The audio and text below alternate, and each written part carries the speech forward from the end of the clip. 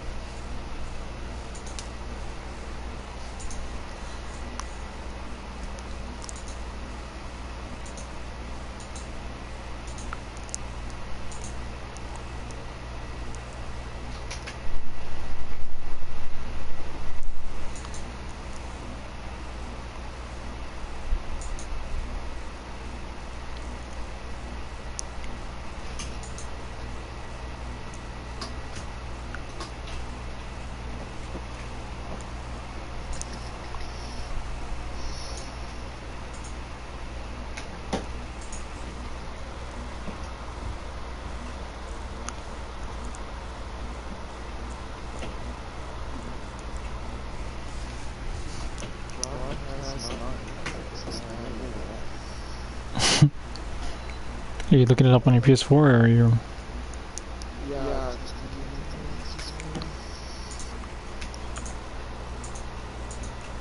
Are you able to view it through your phone?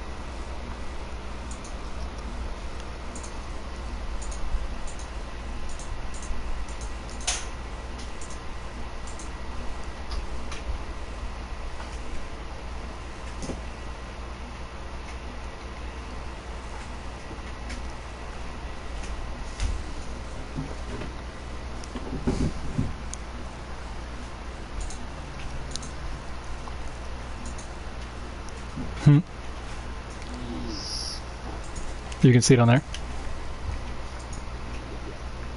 Okay. Is there a slight delay between my voice and the audio on the YouTube?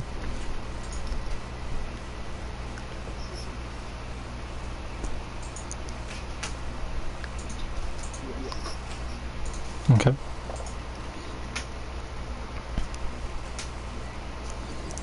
Hopefully this isn't too unbearable to deal with, that slight delay.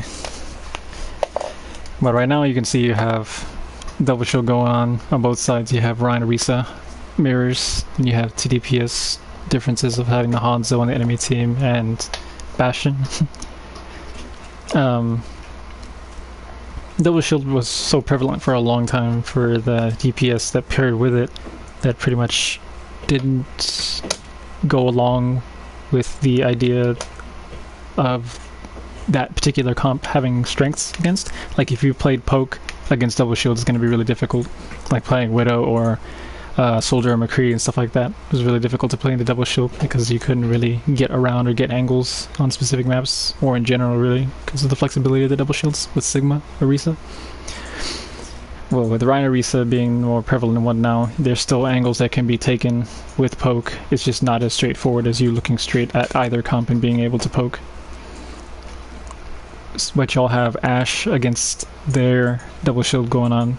You have a Torbjorn as well, neither of which are going to really be getting any value during the poke of the in-betweens. Like if there's not an active team fight going on, she's not going to be able to... Both DPS aren't really going to be able to find angles in between that time. But should they be able to get to a mid-fight, they can actually start doing stuff, because they'll have a little bit of flexibility with the shields. The only issue after looking at your own individual team comp on paper is having to deal with the enemy Bastion. You're going to have to be constantly kiting without either constantly kiting or full on committing to attempting to get onto the Bastion, which you're not going to be able to do with an Ashen Torb.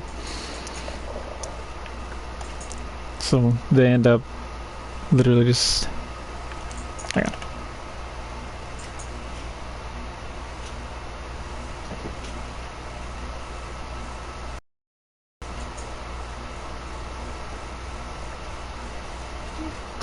Like most of your comp is built towards sustain with the Torbjorn and double shield on a Mercy kind of shenanigans, but the Ashe really doesn't help anything at all toward that end, just for key pickoffs, assuming they had something other than double shield going on.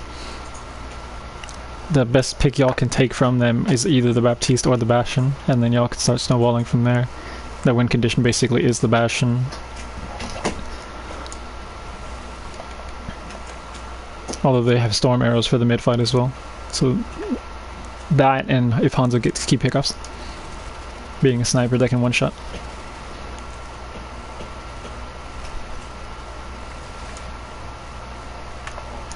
I would definitely, once I noticed the Bastion in this situation, try to cling closer as a collective toward the wall and not let our resources burn here from such a far distance, especially since we know we're not going to win the damage trades here. With the Bastion sustaining fire and the shields, you're immediately going to have to move out of line of sight anyways. So the best option here would be play as close as humanly possible to this corner.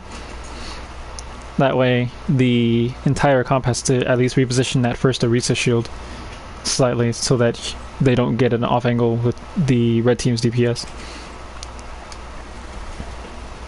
But now you're giving a Bastion, Orisa, and Hanzo full line of sight in this entire direction with people holding high ground. This overload doesn't really benefit much aside from a faster fire rate against double shields, which isn't going to matter against the Bastion, who will automatically inherently be able to destroy shields faster, having to spend a resource before a fight actually even begins.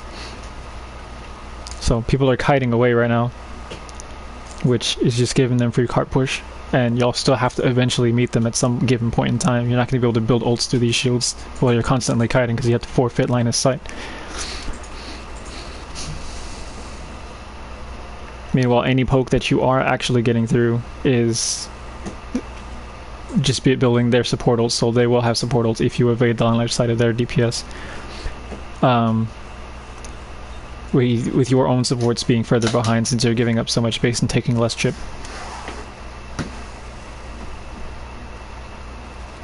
So yeah, she's already looking for an off angle here, but Hanzo's going to be contesting this angle, as well as Baptiste. If anything were to be coming at an off angle, Baptiste would be mending that.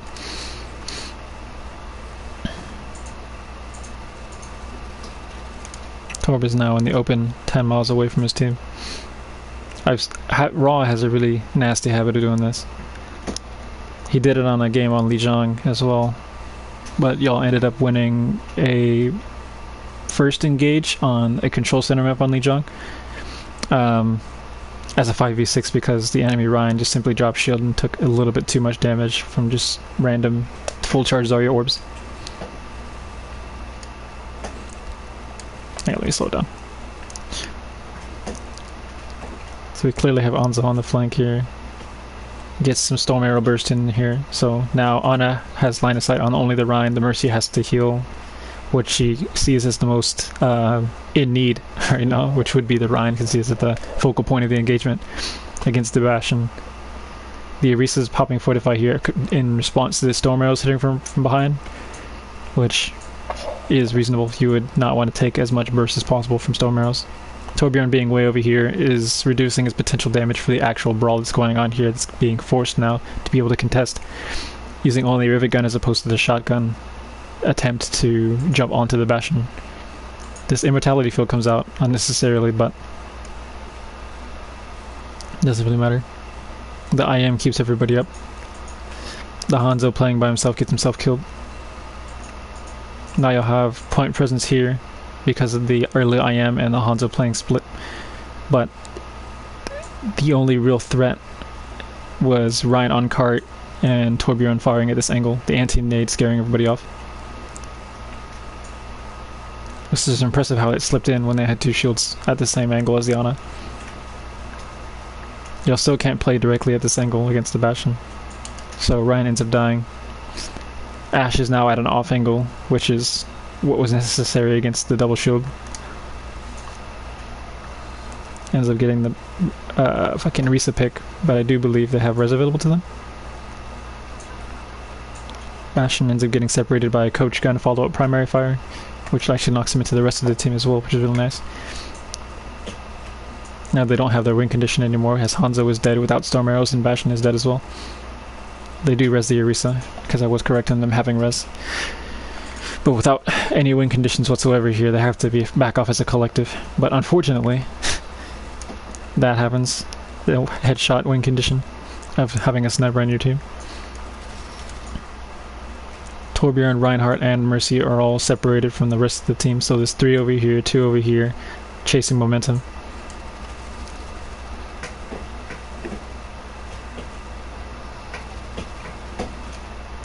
Cap gets to follow up on the Rhine, and the Risas was split already from the rest of the team. Bastion just melts Reinhardt for standing in the open. Big line of sights on this map is really good for Bastion. Big flank.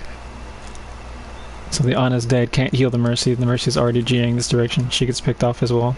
Now this Torbjorn, who also needed healing at that given time, just happened to be low.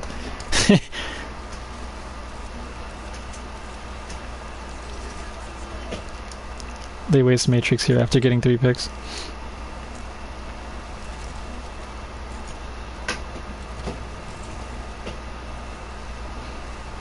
Hanzo's playing in a very spooky position on their team. Against the full health Ashe as somebody who just spent storm arrows on the Orisa.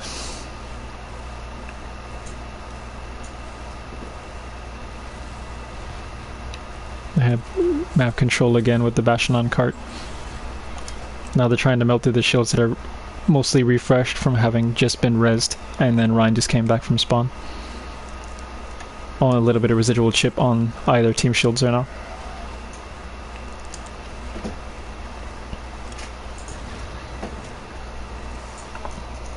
The Molten Core did a lot of damage to everything that was on the cart, as well as the follow-up poke from Ashe. So now you have point control again, but you have pretty much no ults aside from maybe bongos. But it's unlikely that it'll happen between now and this next fight, considering the double shield factor again. Raw, doing what I just said was a habit of his.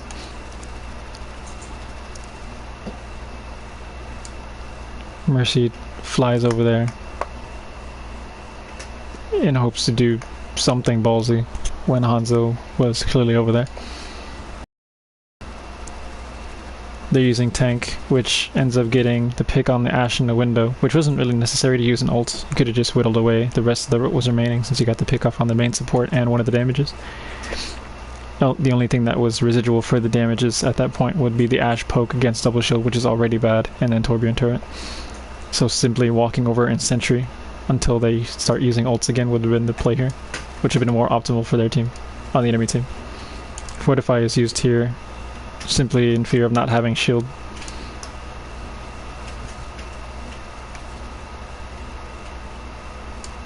Enemy Baptisto's lamp, not necessary. The enemy team has dragons and shadow here for the next fight. Orisa is still only at 90% to bongos. The enemy Orisa most likely will have hers in time due to the Bastion being able to destroy their shields much faster. The Hanzo pick here does help with the shields and one-shot potential for the being able to get more flexibly to an off angle due to the wall climb and double jump, or not double jump, whatever the fuck the lunge ability is, to get in position for off angles. Actually having more consistent one-shot and situational positioning as opposed to Ashe, who has to spend either coach gun to get to high ground, stuff like that. A much longer cooldown to get someplace. Raw again.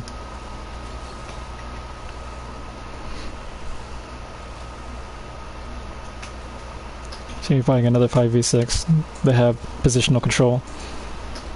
This dragon separates the healers from the tanks, which is pretty big.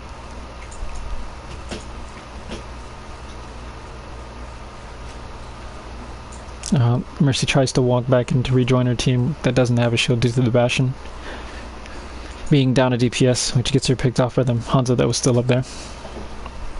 So that was actually no recontest here whatsoever.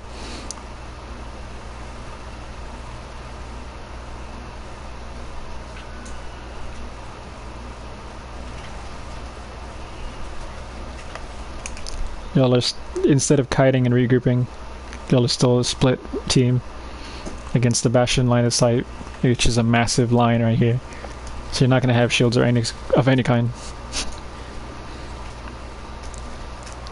It's to my understanding that MOBA does not play D.Va, which would be the best answer here as far as damage mitigation is concerned, as opposed to trying to run shields into a Bastion. The enemy team now has 3 ults to their disposal: Valk, Bongo, and Air Shatter, winding up on pretty much one of the easiest ults to get in the game as tank. You heal yourself from chip. This trade of both DPS ends up happening, but the Mercy has to put herself in a position to come up here against the line of sight of the enemy tanks, while it's much more difficult for your team to be able to respond to that, considering where the deaths happened. Your Mercy is now absolutely 1 HP against the Baptiste. This Baptiste has been DPSing due to his team having pretty much no real threats to them. The immortality gets chunked out, I don't even know how far.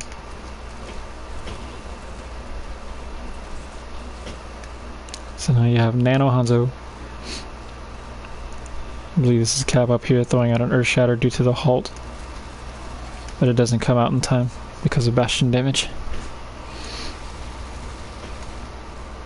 Then Nano Hanzo does get the pick off on the enemy Baptiste, but I do believe they still have res available to them, and they have 4 ultimates to sustain this fight against your Bongo.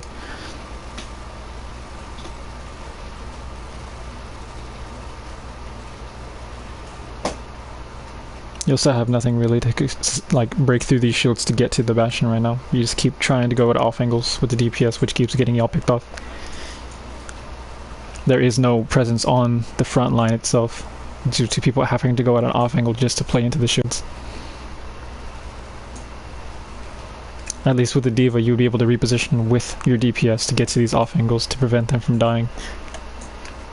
Splitting the attention of this going on cart into a more favorable position for your team, even if your team is split.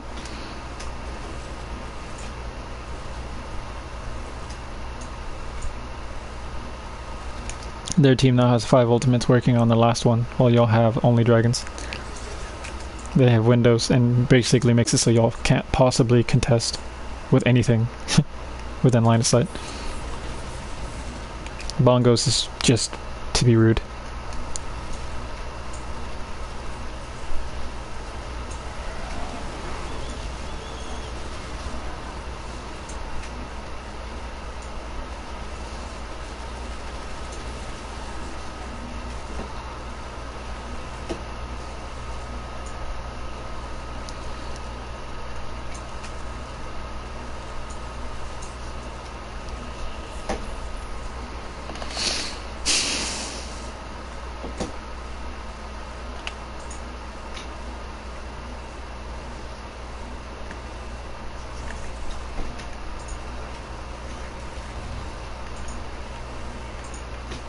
I'm gonna forget what my ejective button was.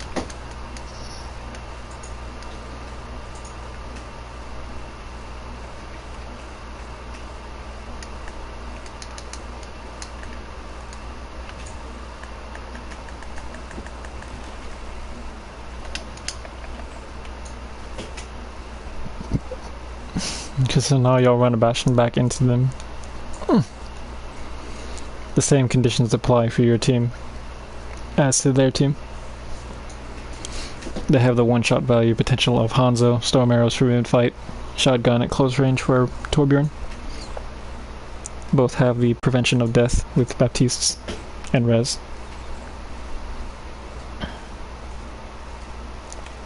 Far for just a strong poke phase outside of when they're in the LOS. Establishing as much map control as humanly possible, while Bastion is just moseying on down and zoning away.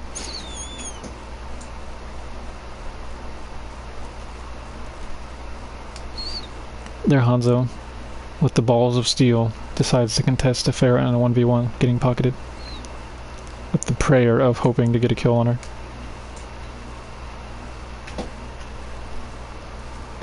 Baptiste isn't going to do enough. The Torbjorn again is going for that off angle, as your team just did on the previous defense. Of course it's not going to work here. So now their team is kiting away. Your team is sitting at 40 to barrage. Their Rhine has been getting fire strike charged from y'all all collectively sitting on the payload. Them staying out of line of sight prevents Cap and Orisa from obviously getting ult charged themselves. Their Torbjorn with balls of steel again commits to the hardest of dives onto the center of this, while the tanks are not committed to actually engaging with him, throwing lamp in fact just to stay alive against the Bastions currently staring at them. I'm pretty sure that if the blue team coordinated collectively, this dive with the Torb would have been more beneficial for them. But of course that doesn't result in anything because the tanks can't help him mitigate damage, and that immortality is not helping him in any way, and his turret is nowhere nearby. The lamp comes out even though there was no risk. And their team is still at a really bad disadvantage here. But Cap doing this is spooky. Cassette is leave Bastion in the open for a second, but fortunately he doesn't have a crit hitbox in sentry mode. Their team is still scrambling to figure out what the heck they need to do. This barrage is absolutely unnecessary. The point is not going to move during the cast of this ultimate, so it's just a period of time in which you're playing deathmatch and trying to get as many kills as possible.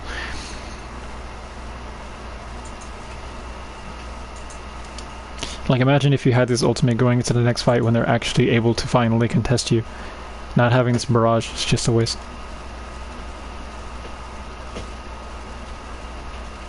Now you've spent barrage and you've had to res, even though spawns are right in front of the attackers, or right in front of the payload.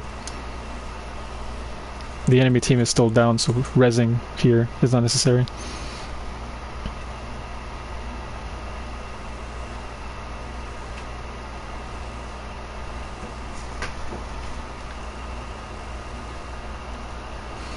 The enemy team finally has window from taking all the sustained poke from Pharah. Unfortunately, so the rest of your team does not have ultimate still. But yet both of their supports do from the poke that's been successful.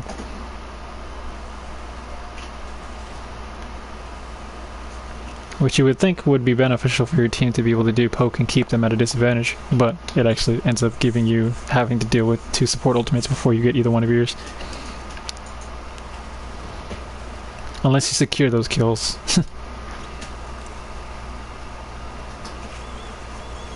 Like, you had barrage,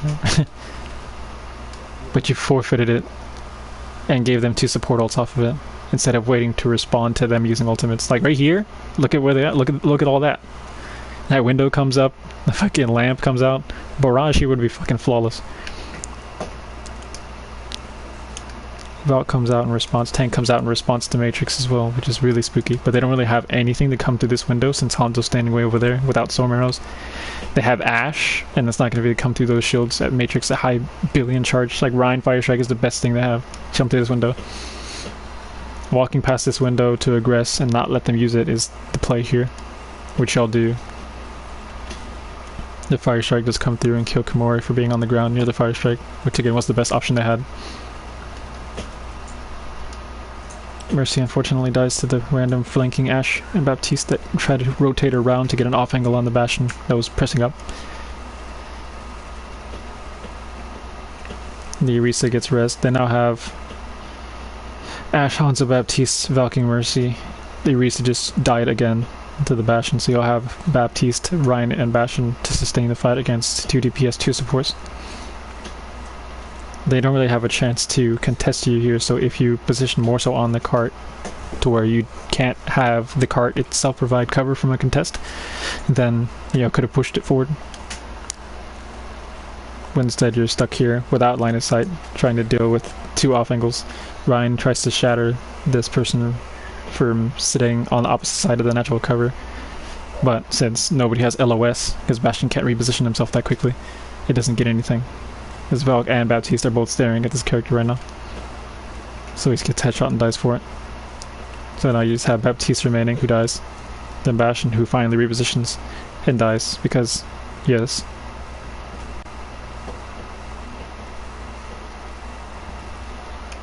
The pick here was nice on the Hanzo, but it traded and it wouldn't have mattered without a team.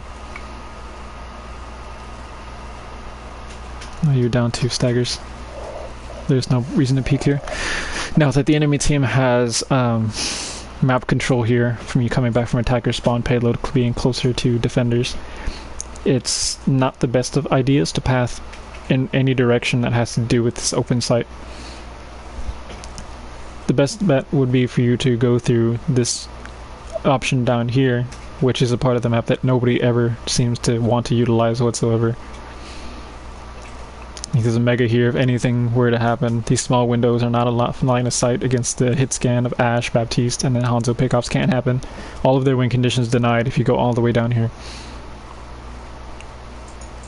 And now you'll have this space to work with, more line of sight on them. They don't have cover of that little, these corrugated pieces of metal or whatever. They have to come to you, they have to waste resources to get to you at best, and then y'all could just simply stop that fight from happening, have Ryan angle his shield diagonally so you can walk around this jeep to the payload, and then you'll have all of this to work with. But instead,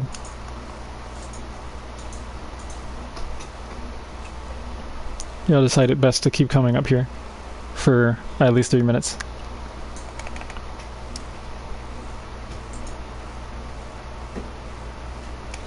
Your shield's peaking before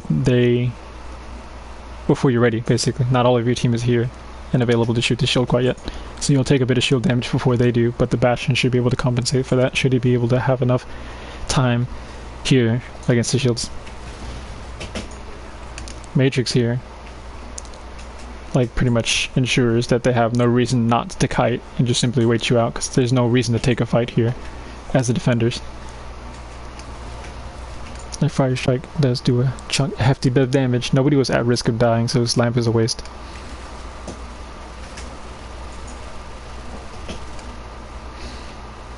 Their team is now split quite substantially, even though they could have just simply stood right here on these stairs and been fine. Now you're all trying to come through the way that I already described, but not completely. Y'all are still trying to contest them, even though the cart is over there. Y'all can contest them when you're actually ready and necessary to contest them, because they have to contest you.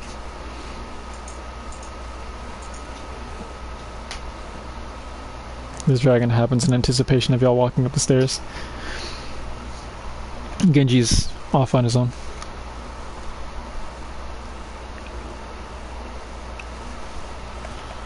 Then everybody's on fire. The Bob gets thrown in here to try to create a little choke, or a little crossfire, I mean.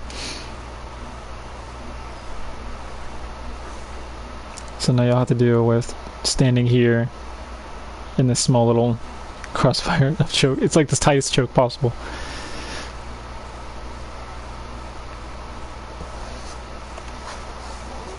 Trade happens here, but there's a matrix going on.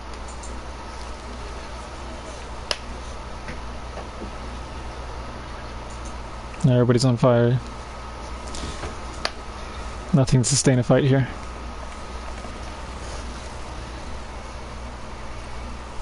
Genji that entire time was nowhere nearby. You could have possibly deflected a bunch of damage into them at best, but that would have been the only optimal situation here.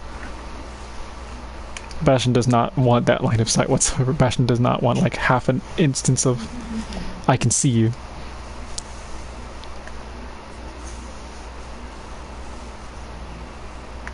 The swap off the Bastion. Not sure why exactly. In favor of poke, which wasn't the answer. Against double shields again. So now you have Genji, Ashe, flank burst, and poke. Like Genji having no poke in favor of mid-fight, and then Ashe just having sheer poke, and that's about it. Dynamite for mid-fight. Brawl, otherwise, everywhere else.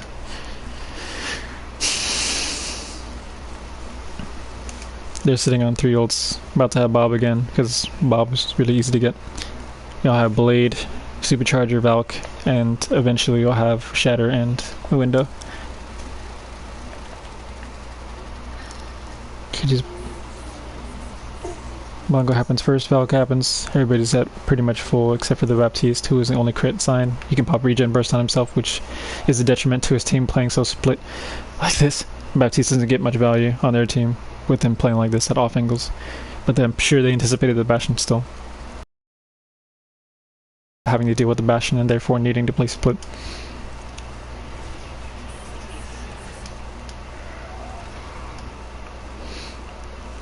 Shadow does get 2, which is unfortunate. Bongo follow up and Valk at the same time. There's a lot of damage they have to deal with. Genji doesn't get anything off of that blade. So now y'all spent 3 ults here and only have window and shadow coming up against double shields. No real way to get around their shields, so you're just gonna have to pray for their shatter. The ball swap here to sacrifice shield, now giving their Ashe her wing condition of being able to do poke, and Hanzo more chance to do potential headshot pickoffs, which is a secondary win condition. However, the ball does have the ability to distract at best and set up kills for Ashe.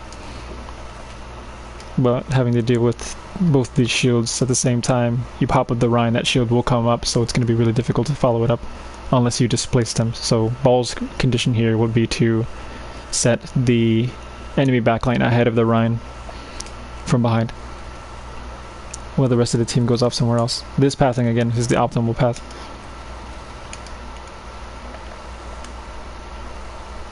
The dragons come out unfortunately during the path and catches the healers, which is super unfortunate. I'm pretty sure otherwise it probably could have panned out better, which I'll again kind of don't commit to a path and then just get stuck here. Balls peeking, setup damage is happening, but even if that was to do anything for Ball, he gets ult charge, but the supports get ult charge as well, and then there is no setup potential at all from it. Ashe doesn't have line of sight, Genji wasn't there.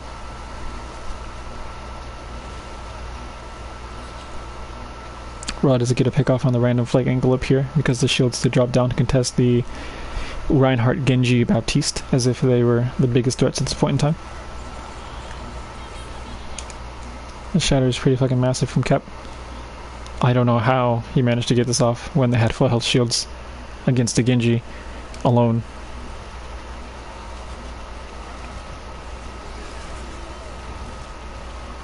This window from this Baptiste is the Galaxy Brain.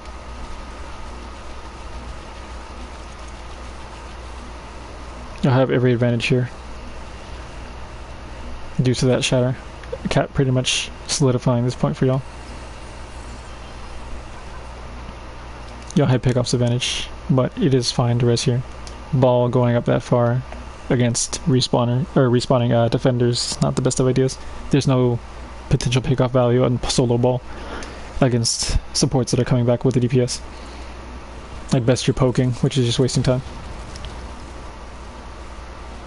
Bob is solo contesting the cart right now.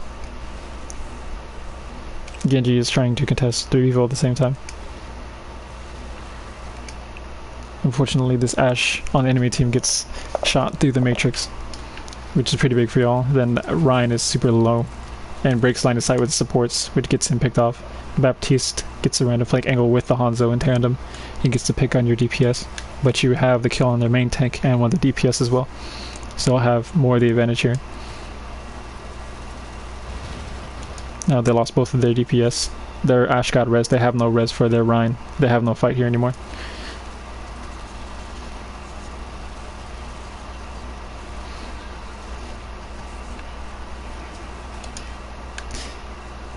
Ults. We use these properly in this game. We do not do this.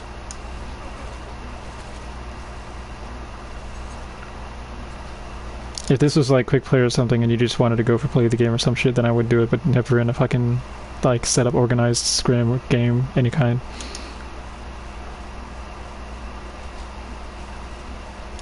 Ball's not gonna kill this Mercy here. It's too little damage from too far away.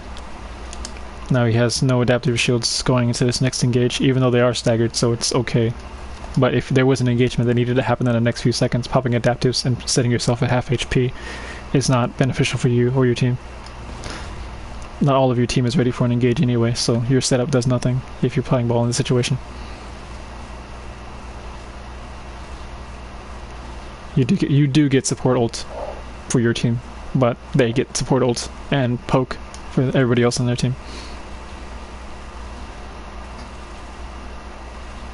So every time these mistakes happen and these trades happen, the enemy is getting all of their resources while y'all are just wasting time and resources at the same time.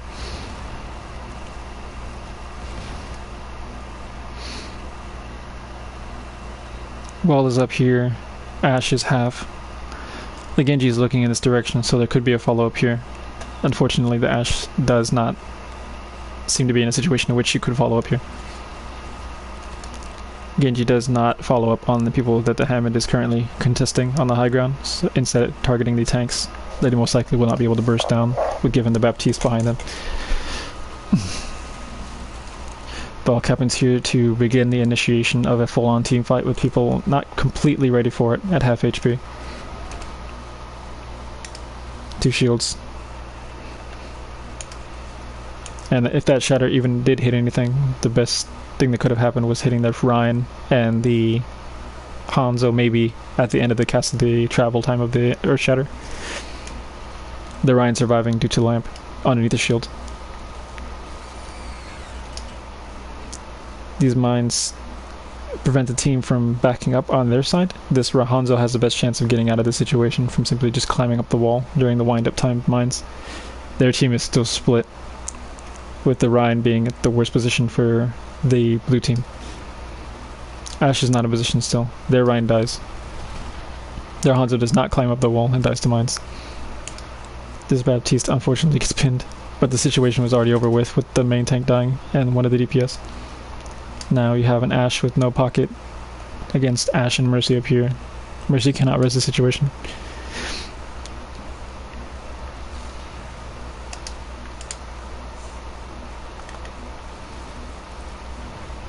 This poke again does nothing.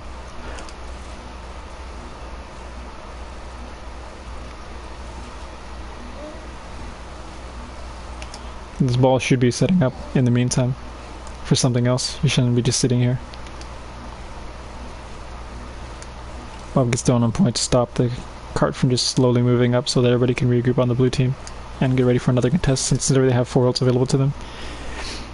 Their enemy Ashe does get the pick off on your Ashe from being up here away from the shield on point.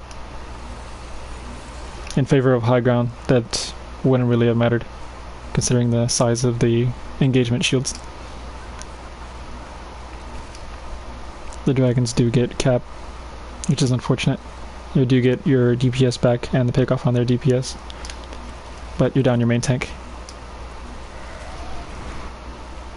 That just makes sure that nothing really happens with this window. This blade in the background though is getting picks, but the cart is not moving.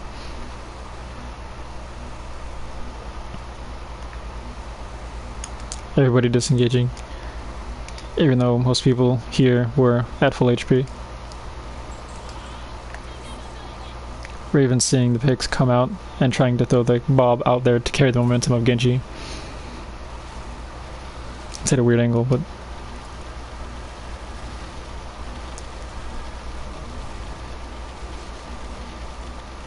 now you'll have most of your momentum just partially split, but still you have momentum here. The lamp comes out when it wasn't really needed. Now that his shield is down, he does need that lamp.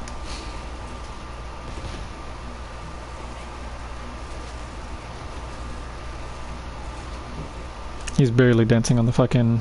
He's gasping for air. Does not get it.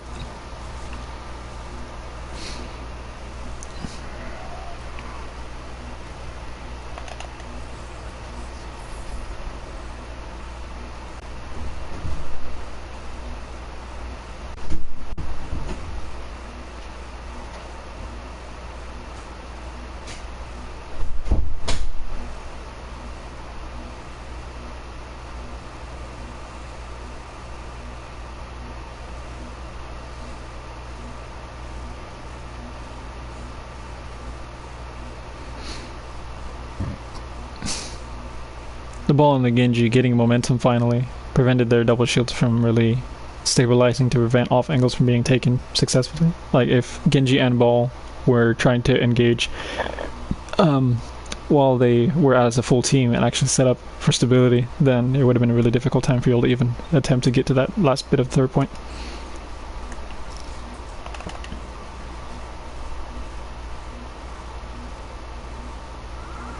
Momo's on Diva now. This situation going on, given y'all have 1 minute, is ideal for them. Because y'all just don't engage this cart. Genji tries to dash in targets that aren't within lethal range whatsoever, just in hopes of potentially getting a kill with a fan to the head on a squishy maybe, at best. But just dashing into it is the worst possible idea. Widow was clearly looking at the enemy Widow and did not win that duel. So we have their Widow with a free angle now that the Widow's gone, and your secondary DPS dead against the Junkrat that is gonna shred the shit out of your shields while defense matrix is not being able to be used aggressively even further than this. Throws herself into the fray, trying to give Ryan a little bit of breathing room even though he has full shield here. Matrix was actually being used early, I believe, if I rewind it. Because I think I remember watching it pan out. Hang on. I don't have switch targets.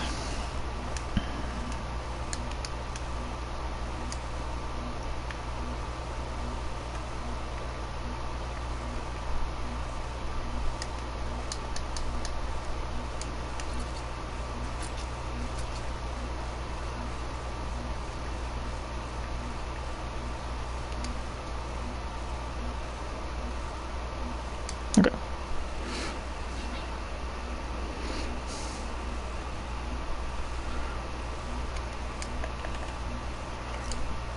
Matrix being used preemptively for threats that might come in through the door, like pre-firing right fire strikes, is typically what divas do on this map, considering that people can do that on this map, in any map in particular, which is fine if you just flash it for half a second. This happens, they immediately see this, she immediately gets put to half HP. This would threaten a diva that is unprepared for it to flash Matrix again.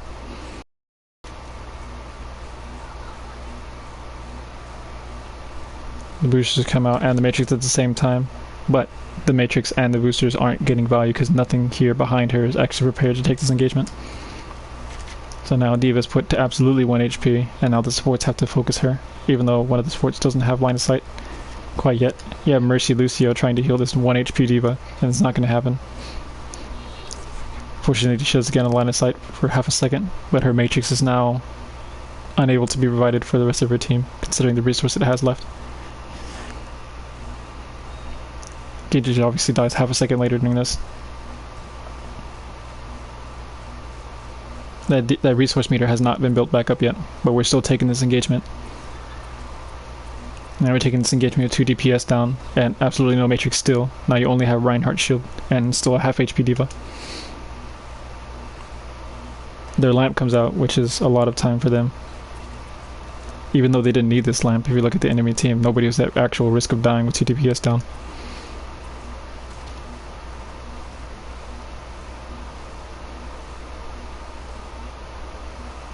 Cap obviously dies because he's in the middle of a Junkrat and a spam damage and Ryan at the same time. Diva boosts further into the map as opposed to back into spawn at this HP. And the Mercy on the enemy team sees this. There was no ideal situation coming out here like this as Diva.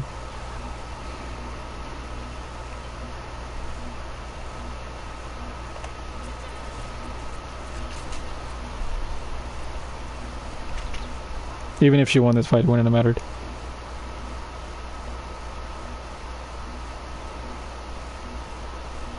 Yeah, 35 seconds now to regroup collectively as a team.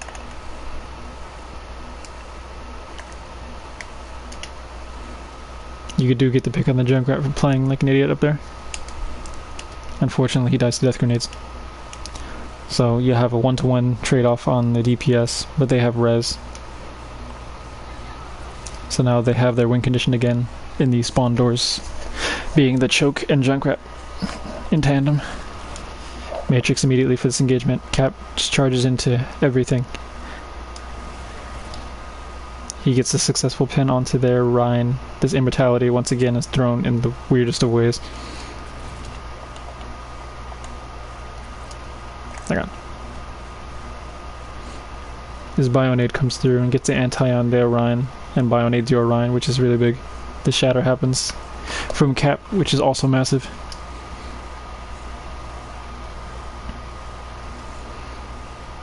The Junkrat disengages with a Conch Mine, and the follow-ups are clean.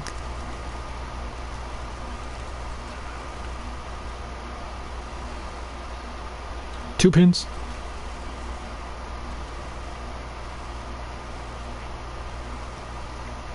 They'll never find me. This is actually the best play for this Widow right now. She still has to wait for her team though. She most likely is staring in the direction of her team's outlines because she can see through the map on their outlines.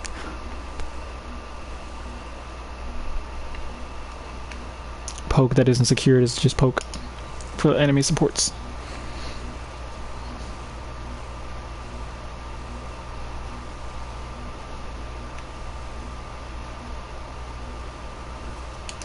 If that Widow shoots early at all, she has to deal with D.Va in her face. It's not an ideal situation. She has to wait for the mid-fight to happen before she can take a shot. She decides to take a shot anyways.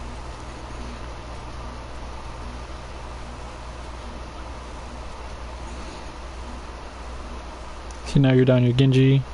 D.Vas are having a 1v1 over here. I would completely ignore D.Va in this situation. She's too far away to help anybody. And she can still get away from you back to her team. And then she gets healing for her supports. It does demech her though. Now she's addressing the Widowmaker. But this fight on the point with the enemy having a Junkrat and Supercharger at the same time is really scary. Now you're down your Widowmaker. And the baby D.Va's still alive. No. Yeah, the baby D.Va. So yeah, all of this situation happened right here because D.Va was too far away and then the DPS died from being so split away as well. The Widow was fine, but it's just a little too deep onto the side over there against the enemy Widowmaker and the Baptiste. Nobody can help anybody if people are just playing split like this on offense.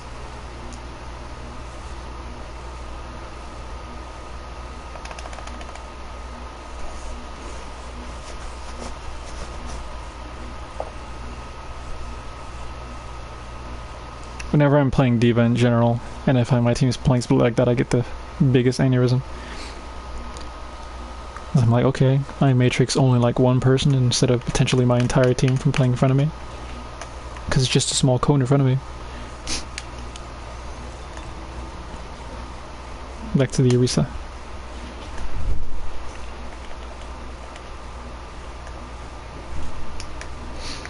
Both teams pull out the Bastion. And you'll have Bastion Junkrat versus Bastion Hanzo. You'll have one-shot potential in two different scenarios, either hyper close for your team or at a distance for their team with the Hanzo.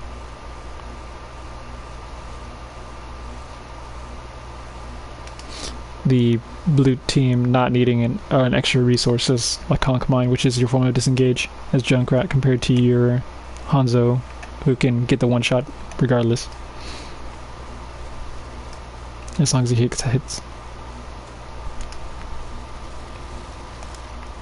Playing as humanly close as possible to this wall will give you the first peek on their shield, and doesn't need to die within first line of sight. Junkrat does get the off angle pick where no, he was actually in front. The shield just happened to be broken that fast due to the Junkrat. Now Hanzo playing at this angle right here, not helping against the shields.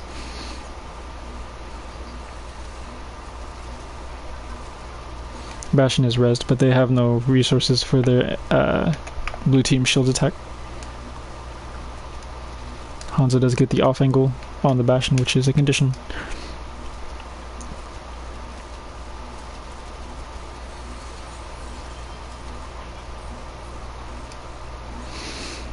split focus.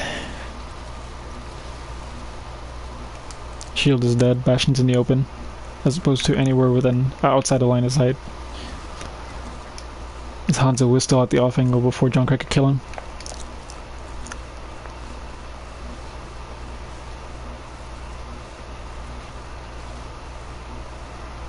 You get the picks, but it doesn't matter. Or you get one pick, I mean. 2. Unfortunately, he still doesn't get anything done. No, the card's still moving.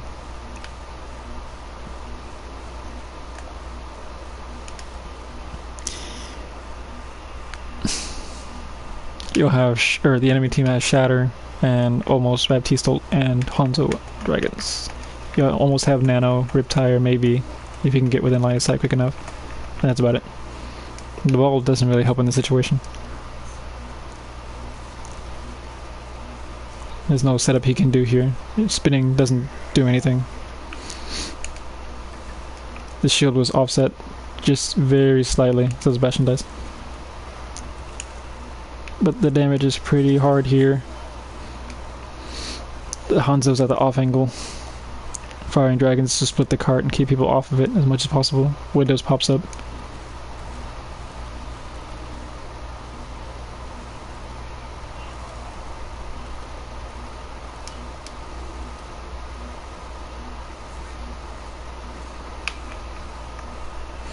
Winnable.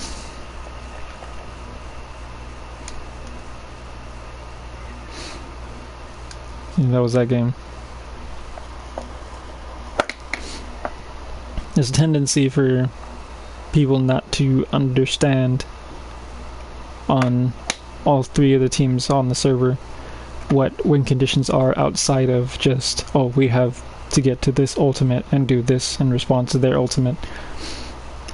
Like considering what the cooldown resources are, or what the enemy has to do to achieve this, is also alternative win conditions that nobody decides to consider, which ends up resulting in people losing fights they didn't need to for either team, wasting time, which isn't something that's available on an objective-based game, and space, which also isn't something that's available to be spent on an objective-based game. Addressing a situation as appropriate is also another issue. Not swapping to what's necessary. Like on the other maps that follow this, in the CGL maps that y'all had, I was watching y'all stay on Genji and something else that wasn't beneficial for your team as a collective against a McCree and a Mei. Like in either situation, you had to pray that they didn't have the ability to get their resources off to contest the Genji Blade or any Genji Burst. If somebody was to get frozen by the Mei on the enemy team, you didn't have a response to it. Don't remember what the second DPS was. I could swear y'all had Genji and something else. Do you remember what you had in that game?